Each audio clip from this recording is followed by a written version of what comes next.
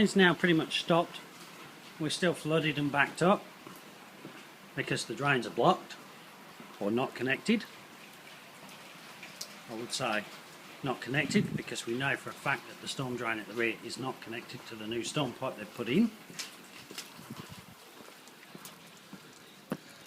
And now coming back up here, this storm drain goes down the bottom left of our house, and this is all flooded out as well, as you can see.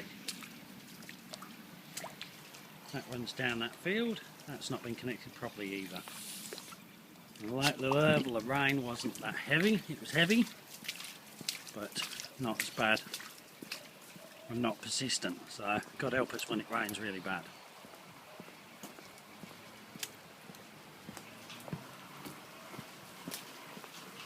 As you can see, this really hasn't subsided a great deal. Not in the last 10 minutes that the rain stopped. And we're still flooded in this drain here. There you go. So the drain is actually under there, as you can see.